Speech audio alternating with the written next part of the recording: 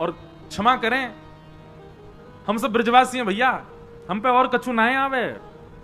हम सबंसों ठाकुर जी की प्रीति यही मारे सबसे ज्यादा है। केवल 11 वर्ष 56 दिन की लीला है ठाकुर जी की ब्रजमंडल की, लेकिन पूरे विश्व पे भारी पड़े।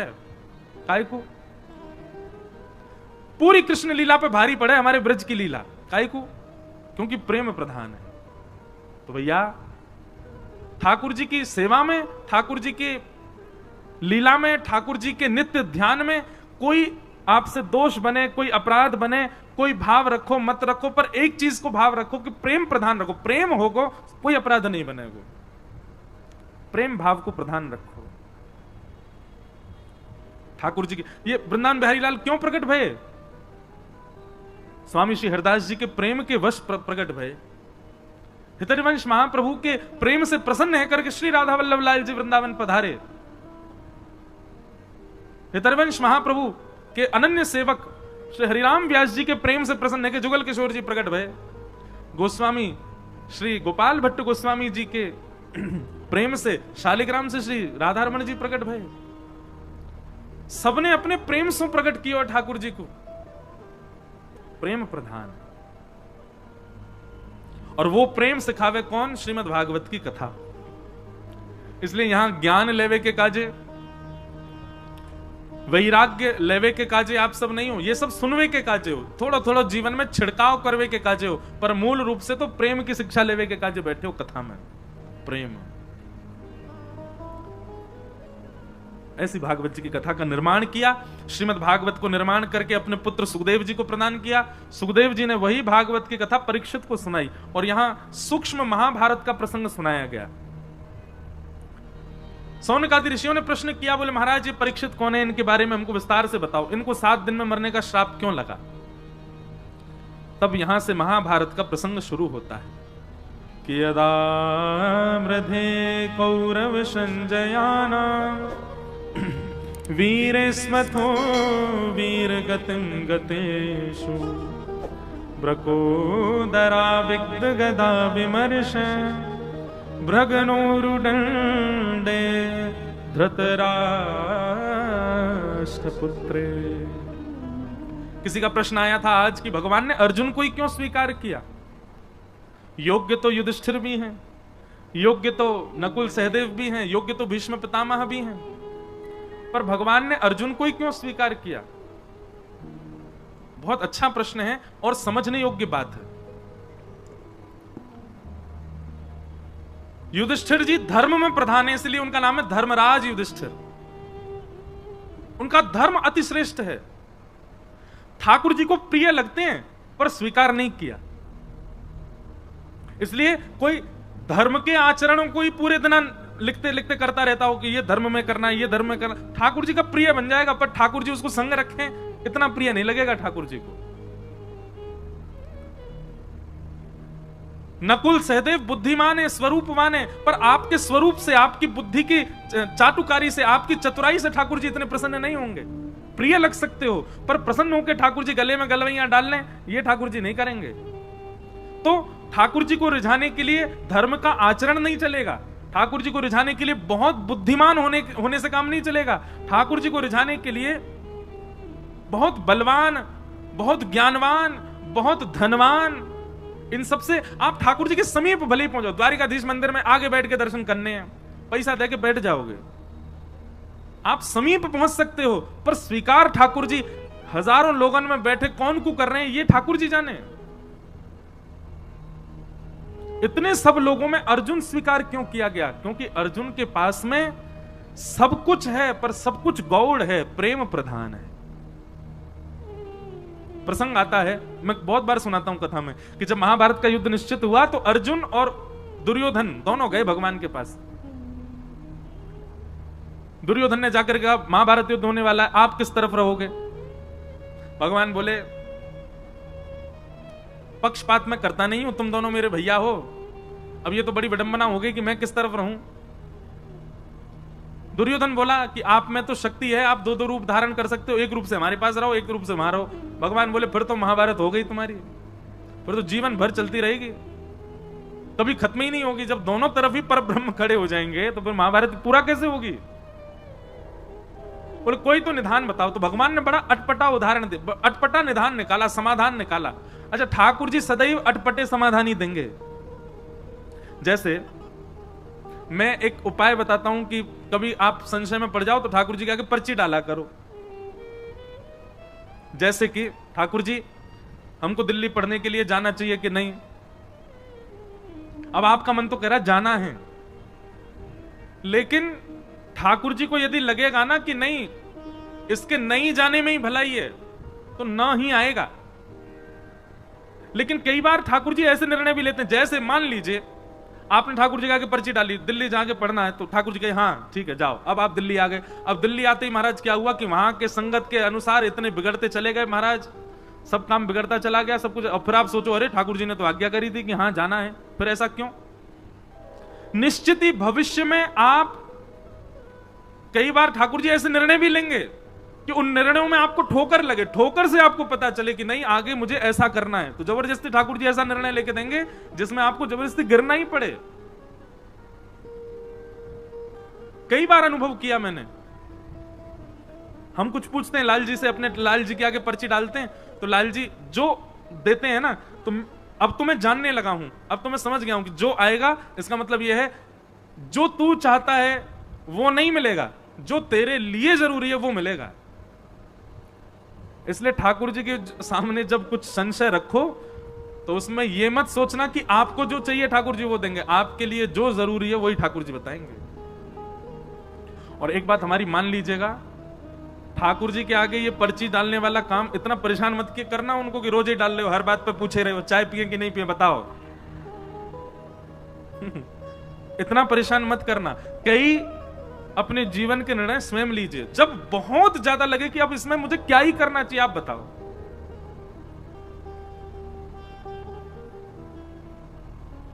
जैसे हम अभी गुरु दीक्षा नहीं देते, एक बार पर्ची मैंने मन रखा था कि जन्माष्टमी पर लाल जी से पूछेंगे,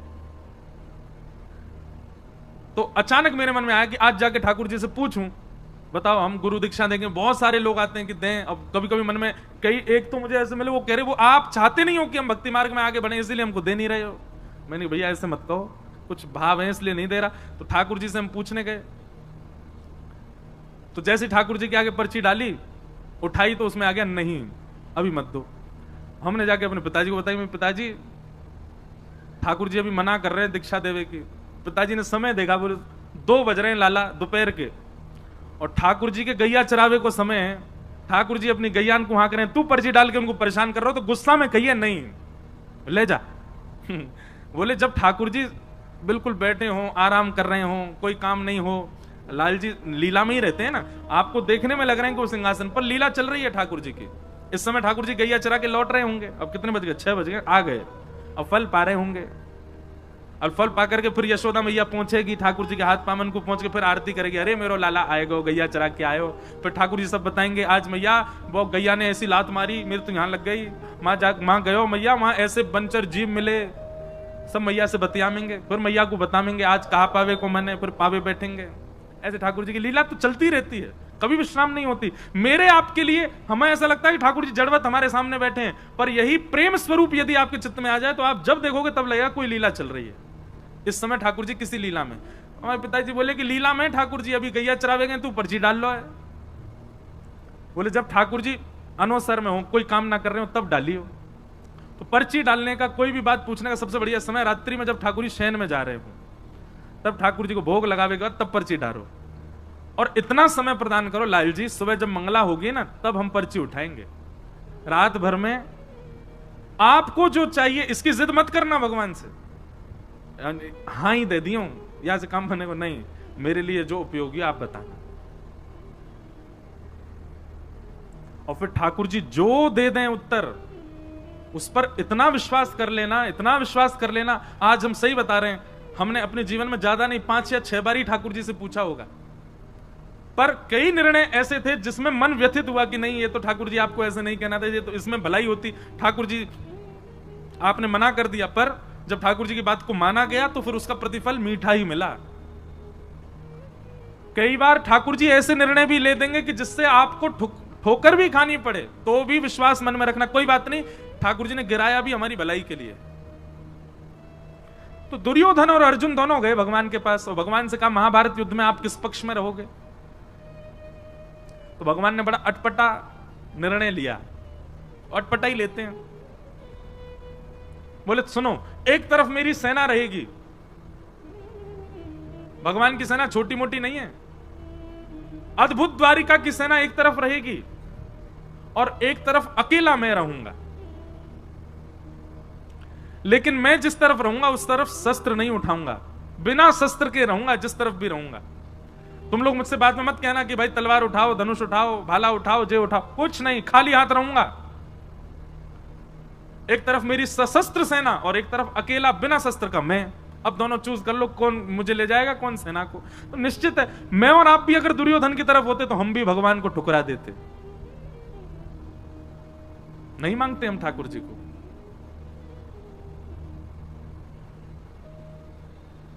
दुर्योधन ने कहा वो ऐसा है ना ठाकुर जी, आपका प्रेम थोड़ा पांडवों से ज्यादा ही है कुछ, आप तो पांडवों के पास ही जाओ, सेना मैं ले जाता हूं। भगवान बोले ले जाओ।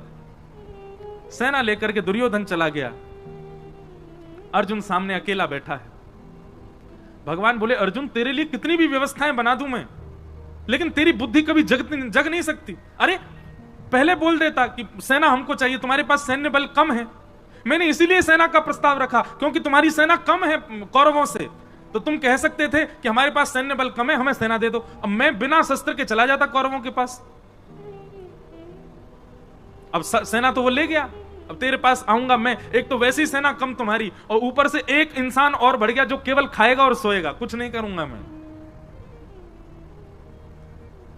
लेकिन अर्जुन प्रेमी है, ठाकुर जी के भावों को समझता है। मैं और आप अर्जुन की जगह होते तो रो गए होते इतनी बात में, ठाकुर जी अब फिर से कर दो टॉस, फिर से दे दो हमको, हम सेना ले लेंगे उसको, आप चले जाओ। हम तो कभी कभी मैं सोचता हूं कि बहुत गरीमत है कि द्वापर और त्रेता में हम आप नहीं थे, हम कलयुगी जीव नहीं थे, हम बड़े खतरनाक है महाराज। भगवान बलि के यहां गए, वामन बन के गए और संकल्प लेते विराट हो गए, 2 पग से तीनों लोग नाप लिए, तीसरा पग रखने के लिए भगवान पर पास जगह नहीं बची, तो बलि ने कहा तीसरा पग मेरे सिर पर रख दो। कभी कभी मैं सोचता हूं बलि की जगह मैं और आप में से कोई और होता तो हम ठाकुर जी को केस कर देते। बोले क्यों? बोले जब आए थे तब वामन बन के आए थे, चीटिंग करी इन्होंने, बड़े हो गए। हम तो 3 पग जमीन देने को तैयार हैं, पर ये वामन बने, वामन बन के ही लें। बहुत चतुर हैं हम लोग, और ठाकुर जी की भक्ति में चतुराई नहीं चलती। आप जितने सहज, जितने सरल, जितने प्रिय ठाकुर जी को उतने अच्छे लगोगे। भगवान अर्जुन को कहने लगे कि अब तो तेरी तरफ मैं आऊंगा। तो अर्जुन ने एक बहुत अच्छी बात कही, भगवान के चरणों में प्रणाम करते हुए कहा नाथ, ना तो मैं आपको मांगने आया था और ना आपसे मांगने आया था। दुर्योधन आया था इस भावना से, मैं नहीं आया था। मुझे आपसे कुछ नहीं चाहिए और मुझे आप भी नहीं चाहिए। भगवान बोले तो फिर तू क्यों आया? दोनों हाथ भगवान के हाथ में दे दिए, बोले पकड़ो मेरे हाथ। भगवान बोले पकड़ लिए, बोले खुद को देने आया था कि मुझे रख लो अपनी शरण। मैं शरणागत हूं नाथ, मेरे ऊपर कृपा दृष्टि करो। अरे मैं ये भूल नहीं कर सकता कि आपसे कुछ मांगूं, आपसे कुछ मांगूंगा तो कुछ ही मिलेगा, आपको मांगूंगा तो आप भी मेरे आश्रित रहोगे। क्यों?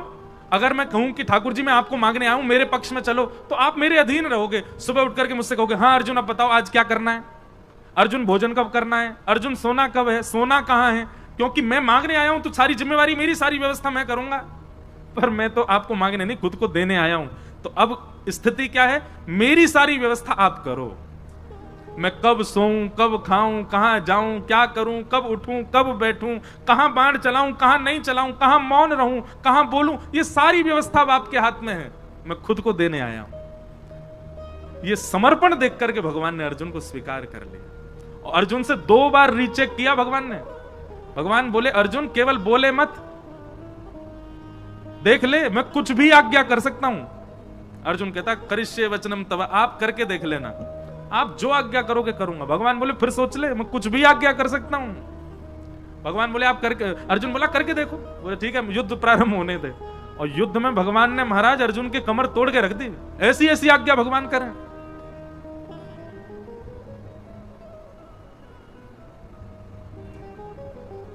लेकिन हर आज्ञा को स्वीकार किया अर्जुन ने।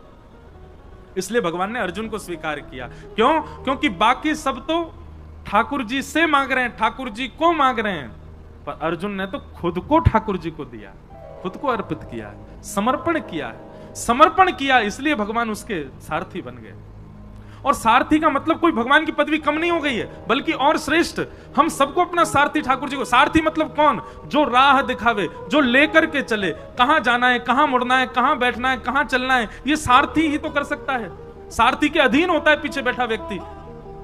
हर व्यक्ति अपना सारथी श्री कृष्ण को बनावे। जहां ले चलोगे वहीं मैं चलूंगा, जहां नाथ रख दोगे वहीं मैं। ये जीवन समर्पित चरण में तुम्हारे, तुम ही मेरे सर्वस्व, तुम ही प्राण प्यारे। तुम्हें छोड़कर नाथ किससे कहूंगा, जहां ले चलोगे वहीं मैं चलूंगा। हम लोग ऐसे नहीं जी सकते। हम लोग तो बड़े खतरनाक है महाराज। सुख संपत्ति घर आवे, कष्ट मिटे तन का, ओम जय जगदीश हरे। और अंत में गाते गाते वो, तेरा तुझको अर्पण क्या लागे मेरा, ओम जय जगदीश हरे। मेरा क्या है नाथ, सब आपका ही तो है। भगवान कहेंगे लाओ चलो वापस करो हमको, ये घर, ये दुकान, ये गाड़ी सब मेरी है, लाओ सब द्वारिकाधीश को अर्पित करके आओ। अरे ठाकुर जी वो तो आरती में लिखा इसलिए गा रहे थे हम, ऐसे थोड़ी कि आपको सब ले ही लेना है। अर्जुन जैसा समर्पण नहीं है हमारे पास। अर्जुन जैसा समर्पण लाओ। भगवान ने एक बार कह दिया तो ना, हां तो हां, ऐसा समर्पण था अर्जुन का। इसलिए भगवान ने अर्जुन को स्वीकार किया। कोई समर्पित हो अर्जुन के भांति। और एक बात मैं कथा में कहा करता हूं, भैया अगर आपकी इस कथा को सुनकर के मन में आ गया हो कि हम भी अर्जुन की तरह समर्पित होंगे, तो पहले ही ध्यान रखना, कस करके सीट बेल्ट बांध लेना अपने जीवन रूपी हवाई जहाज में। क्योंकि जैसे ही आप ये निर्णय लोगे कि अब जो ठाकुर जी जो कहेंगे हम वही करेंगे, ठाकुर जी जो देंगे वही पाएंगे, ठाकुर जी जो चाहेंगे वही होगा, तो फिर बहुत ऊंची विमान की ऊंचाई होगी, रोलर कोस्टर जीवन बन जाएगा। कब ऊपर, कब नीचे, कब यहां, कब वहां, कब हमारा झकझोर के फेंक देंगे ठाकुर जी। लेकिन कभी छोड़ेंगे नहीं। एक बार यदि कोई समर्पित हो गया तो निश्चित है ठाकुर जी उसके साथ खेलेंगे बहुत, पर उसका हाथ छोड़ नहीं सकते।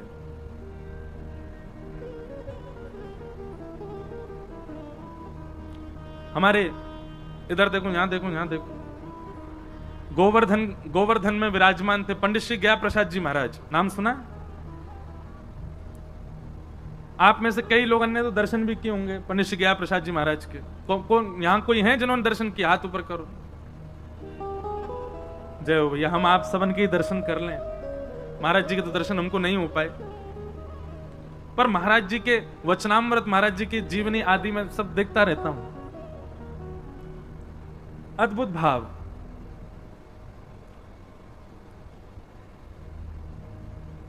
सब लोग सावधानी से कथा सुनो, कोई आए कोई जाए, आप तो बस भाव से सुनो कथा। पंडित जी महाराज की वाणी में एक बात बड़ी बढ़िया लगती थी। पंडित जी से किसी ने निवेदन किया कि पंडित जी ठाकुर जी बहुत पीड़ा दे रहे हैं, ठाकुर जी बहुत परीक्षा ले रहे हैं, ठाकुर जी जीवन में बहुत संकट दे रहे हैं, आप कछु आज्ञा करो, कहा करूं, जो काम करूं सब बिगड़ जाएं, घर परिवार में कछु बन नहीं रहे हो, पत्नी मान नहीं रही है, बच्चा सुने ना है, हे पंडित जी महाराज कछु आज्ञा करो। पंडित श्री गया प्रसाद जी महाराज आज्ञा देते हुए कितनी अच्छी बात कहते, बोले अरे भैया, ब्रजभाषा में ही बोलते, बोले जी कन्हैया है ना, जाको खेलवे को बड़ो मन करे, सो जे हमारे संग खेल खेलो करे। कभी पत्नी को उठाए दे, कभी बालकन को उठाए दे, कभी काम बिगाड़ दे, जाके हम सबरे खिलौना है, जो हमारे संग खेल है।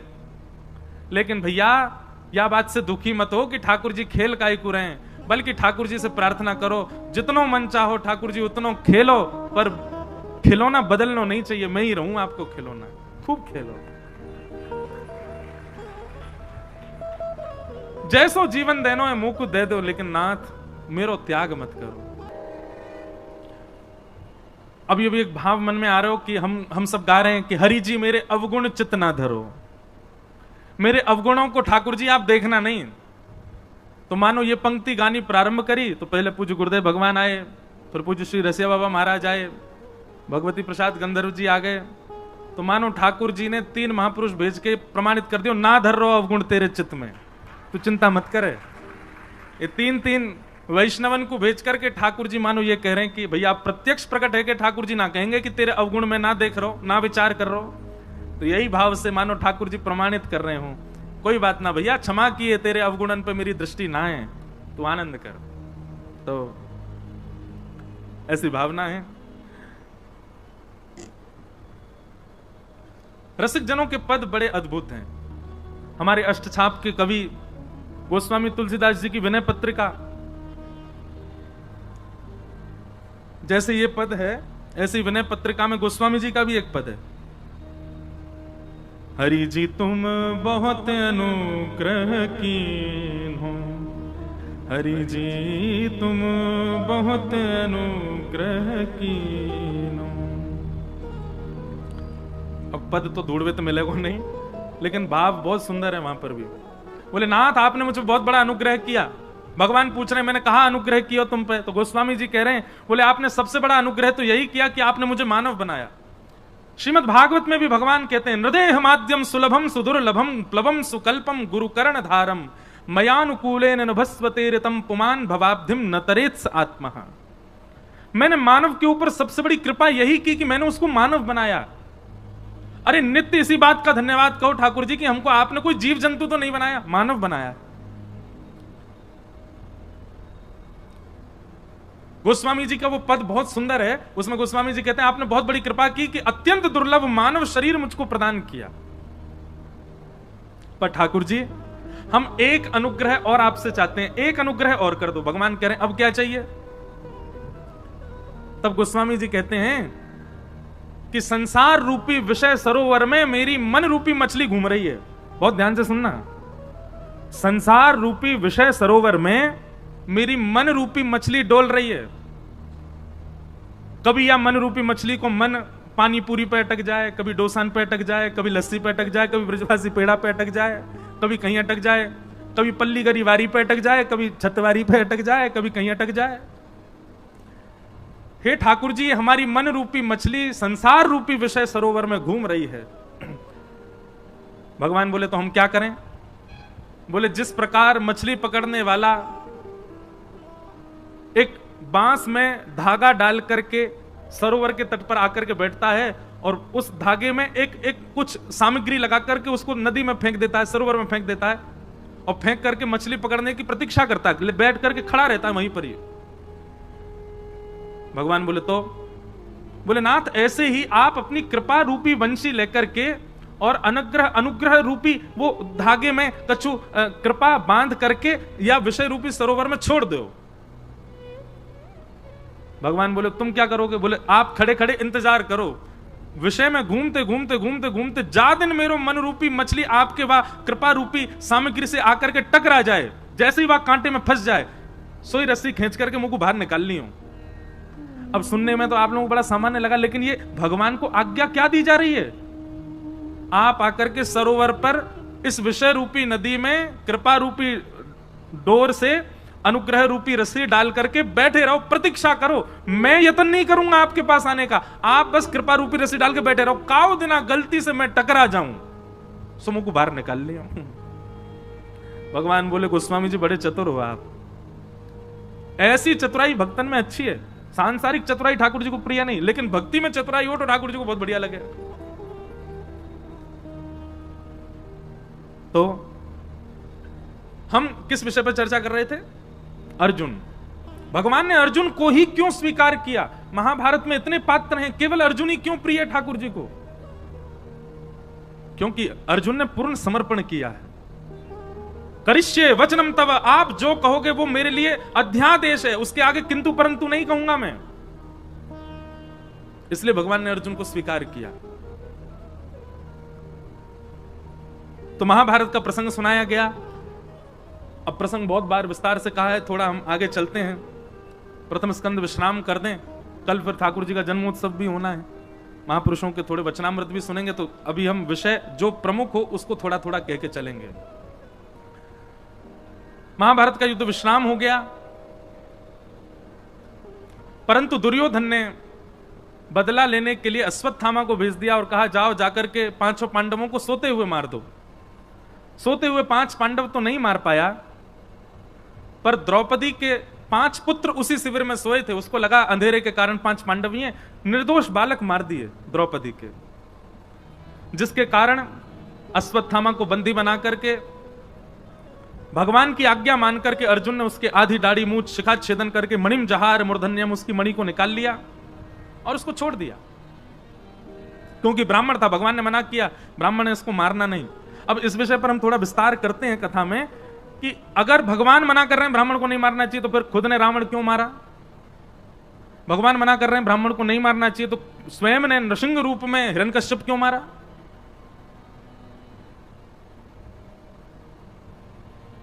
और जब स्वयं ने ब्राह्मण के रूप में ब्राह्मण का भी वध किया है, हिरण्यकश्यप का भी वध किया है, तो फिर आज अर्जुन से क्यों मना कर रहे हैं ब्रह्मबंधुर्ना हंतव्य?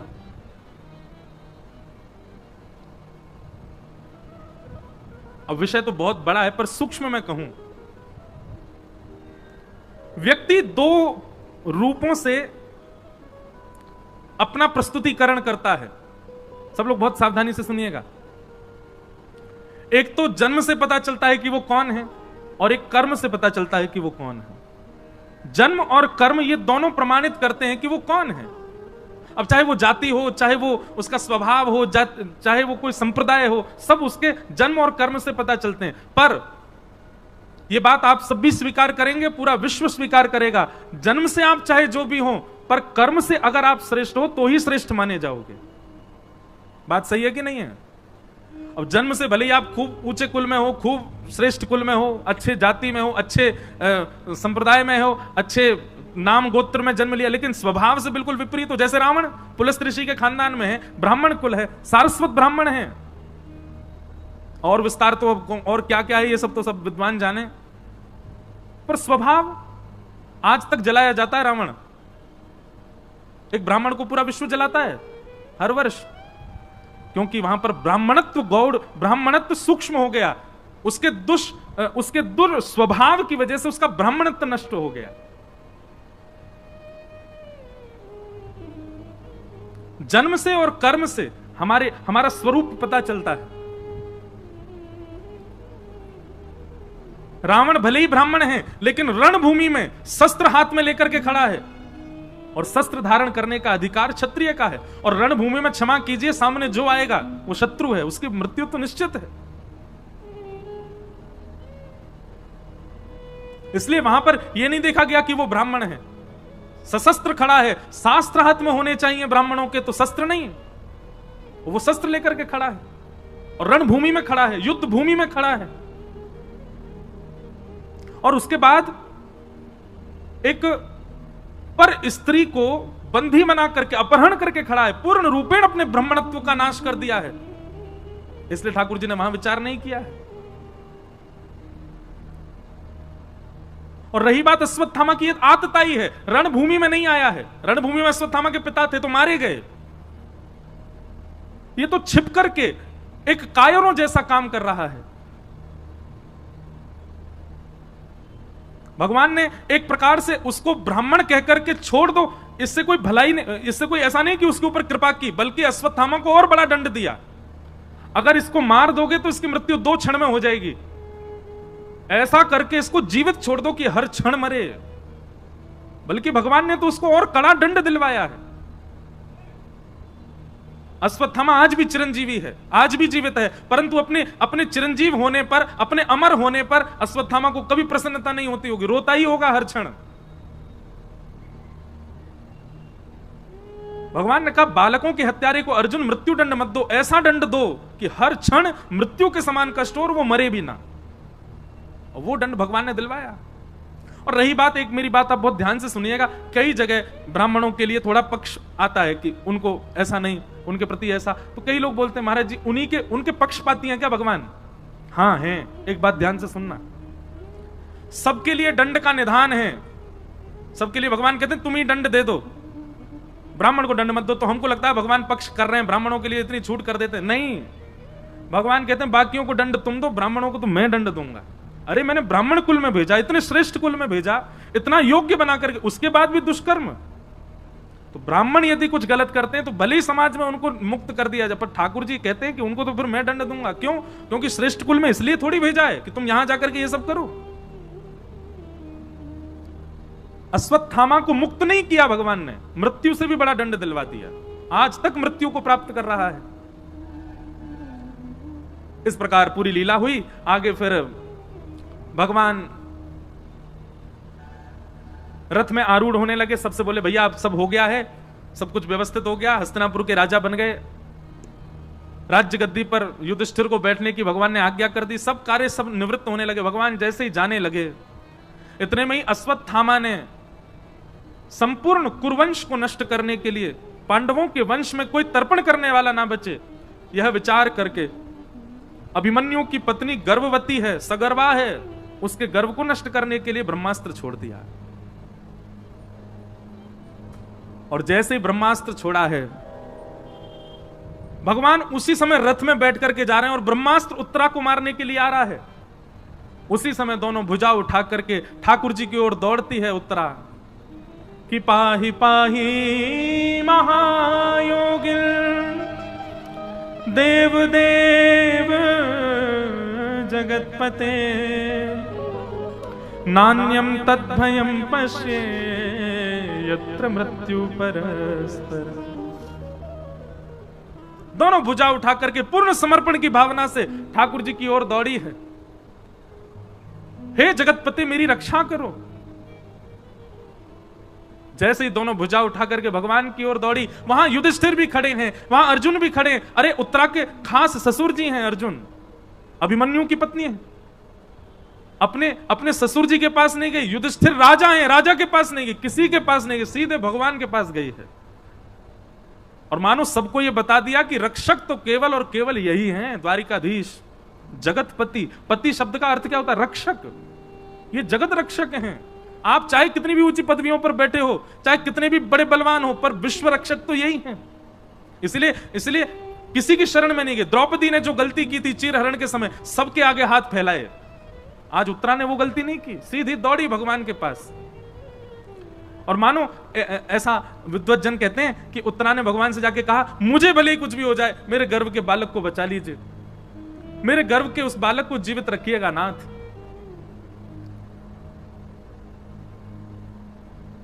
उत्तरा के इस पूर्ण समर्पण को देख करके भगवान एक रूप से तो बाहर हैं, श्रीमद् भागवत जी में वर्णन है, दूसरे रूप से अंगुष्ठ मात्र नहीं, अंगुष्ठ में जो ये नख है, इतना बड़ा स्वरूप धारण किया ठाकुर जी ने।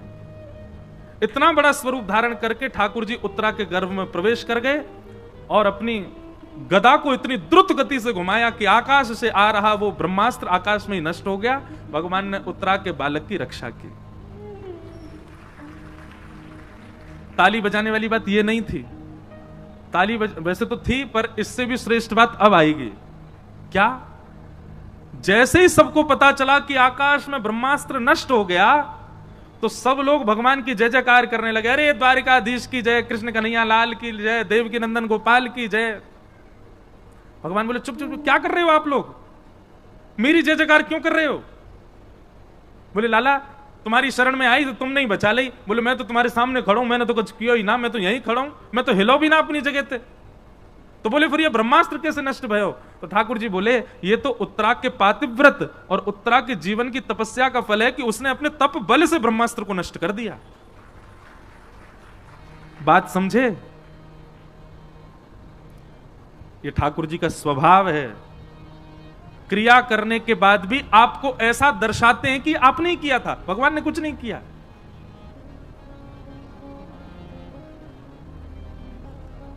पूरी लीला कर दी भगवान ने, उत्तरा के गर्भ में प्रवेश करके रक्षा कराए ठाकुर जी।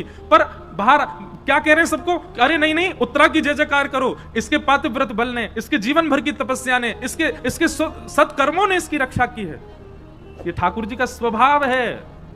करते सब वो ही हैं, पर हमको ऐसा आभास करवाते हैं, हमको ऐसा अनुभव कराते हैं, ओहो मैंने बहुत पढ़ाई करी थी इसलिए मैं पास हो गया, मैंने बहुत मेहनत करी थी इसलिए मुझे ये वस्तु प्राप्त हो गई, मैंने बहुत धन कमा करके घर बना दिया, मैंने ये प्राप्त किया, मैंने वो प्राप्त किया। ठाकुर जी तो मंद मंद मुस्काते हैं, बढ़िया है, अपने ऊपर ही लेता रहे सबरी बात। करने वाले सब ठाकुर जी। हमारा स्वभाव बिल्कुल ठाकुर जी से उल्टा है। ठाकुर जी हमेशा करके क्रेडिट दूसरों को देते हो। हमारा स्वभाव कैसा? दूसरों को कर जाए तो वहां में क्रेडिट स्वयं लेवे को प्रयास करें, हमको मिले। कोई घर का सदस्य कहते आज सब्जी बहुत अच्छी बनी थी मां, इतने में पिताजी कह रहे हैं लाया तो मैं ही था दुकान से। भली मेहनत मां ने करी, कछु करी, लेकिन कहीं से भी हमको क्रेडिट मिलना चाहिए। अरे भैया कथा बहुत जोर की भाई मथुरा में। अब सब लोग कहें अरे वो व्यवस्था तो मैंने करवाई थी, पंडाल तो मैंने बनवाया था, पीछे का बैकड्रॉप तो मैं चूज करके लाया था। नहीं करना है ऐसा। सारे लॉयंस क्लब वाले लोग सुनो, कथा खूब आनंद से हैजा, बाकी बात कहीं कहा सब द्वारिकाधीश करके गए। भैया हम तो माध्यम है, जो हमने ना किया है। हमारी सामर्थ्य नहीं, हमारे बल में नहीं, हमारे वश में नहीं। और मैं भी यदि यूं सोचूं ओहो मेरी कथा सुन के देखिए भगत बन गो, मेरी कथा सुन के यानी मांस छोड़ दियो, मेरी कथा सुन के, ठाकुर जी कहेंगे दारी के तो ऊपर आते हुए बताऊंगा, तेरी कथा थे भयो सब ठाकुर जी कर रहे हैं। मैं और आप तो, हम सब तो माध्यम हैं।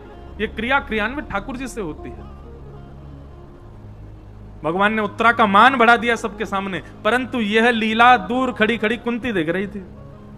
कुंती समझ गई, बोले कि ओहो सब करके और पूरा मान दे दिया उत्तरा को। और भगवान बोले अब भैया उत्तरा में व्यस्त हो, सबको व्यस्त कर दिया उत्तरा में। सब कहने लगे अरे उत्तरा तेरे भजन बल ने देख ब्रह्मास्त्र नष्ट कर दियो, तेरे आत्म बल ने देख ब्रह्मास्त्र नष्ट कर दियो। सब व्यस्त हो गए। भगवान बोले अब सब लोग लगो, हम जा रहे हैं द्वारिका।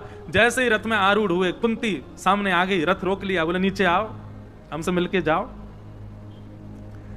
भगवान पुनः उतर करके आए और कुंती जी ने यहां पर भगवान की एक स्तुति गाई है। अब स्तुति तो बहुत सुंदर है, बहुत विस्तृत है, बहुत अद्भुत है, पर एक भाव बहुत ध्यान से सुनना। संपूर्ण स्तुति गाने के बाद में कुंती भगवान से कहती है कि विपद